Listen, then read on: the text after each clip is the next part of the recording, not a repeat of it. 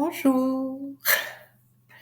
Je viens aujourd'hui pour te parler de la joie de recevoir du courrier, mais pas n'importe quel courrier, pas le courrier électronique, le fameux courrier postal, celui qui a vraiment tendance à disparaître complètement au profit du courrier électronique qui est tellement plus rapide. Ok, le courrier électronique, c'est une belle invention, je l'utilise tous les jours, c'est quand même ultra pratique. Mais la lettre papier, est-ce que tu connais les joies de recevoir une lettre en papier? Est-ce que tu te souviens de cette joie de recevoir des lettres, la vraie lettre, l'enveloppe que tu trouves dans ta boîte à ton nom,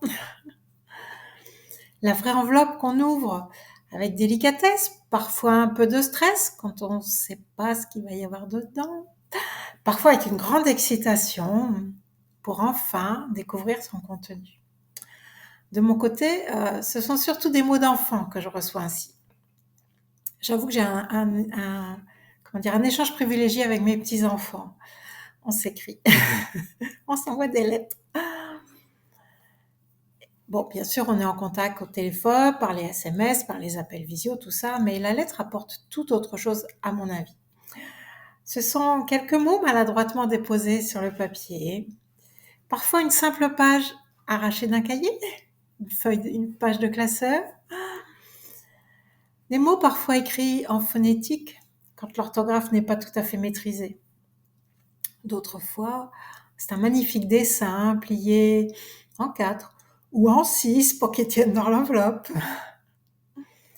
En l'ouvrant, je ressens toujours le plaisir qu'a pris l'enfant à écrire mon adresse sur l'enveloppe, à écrire la sienne au dos quand il y pense, à cacheter l'enveloppe, à coller le timbre, puis à déposer cette précieuse dans la boîte de la poste en choisissant la bonne case. Et je vis pleinement ma joie quand je découvre cette précieuse dans ma boîte aux lettres. C'est un réel bonheur à chaque fois. Merci mes petits-enfants de me permettre cette joie. Alors à notre époque, on pourrait s'interroger, est-ce que tous les enfants savent utiliser une enveloppe? Je crois que non. Ma petite fille qui était partie en classe verte, qui a donc écrit, parce qu'elle m'écrit, elle a écrit à ses parents. C'était apparemment une activité classique dans la classe verte. Il y a un moment où on envoie une lettre. Et donc ma petite fille était très étonnée de constater que certains enfants ne savent pas, n'ont jamais fait ça. Où est-ce qu'on écrit l'adresse? Dans quel sens on prend l'enveloppe? Où est-ce qu'on colle le timbre? C'est curieux quand même de s'étonner, de constater que en 2024, il y a des enfants qui n'ont jamais, jamais, jamais utilisé une enveloppe, jamais écrit un courrier postal. Je trouve ça tellement dommage. À notre époque où tout va tellement vite, quel plaisir d'attendre cette lettre. Quelle frustration quand la lettre n'arrive pas aussi vite que prévu. Je l'ai eue au téléphone, elle m'a dit qu'elle m'avait écrit, mais je n'ai toujours rien reçu. Ça m'agace, ça m'agace. Mais non, patience, la lettre finira par arriver. Et puis comme la vie est magique, quelquefois les services postaux s'amusent à faire du zèle et la lettre va se promener. Mais 3-4 jours de plus avant d'arriver, parce qu'elle a traversé la France au lieu de venir directement, c'est tellement plus simple. Ça arrive, ça. Alors, ça peut générer une petite frustration, mais à notre époque où tout va tellement vite, je pense que c'est intéressant d'avoir l'occasion de ressentir ça, d'avoir l'occasion de s'apercevoir que tout ne va pas toujours aussi vite. Voilà. Prendre le temps de ralentir. Alors bien sûr, j'entends certaines personnes qui vont me dire ce serait aller à contre-courant de notre société. Tout va vite, on est obligé de suivre le rythme. Oui, d'accord, mais il y a quand même certains domaines où on pourrait se permettre de ralentir. Et c'est dans ces domaines-là qu'il faut en profiter, qu'il faut savoir profiter de l'attente.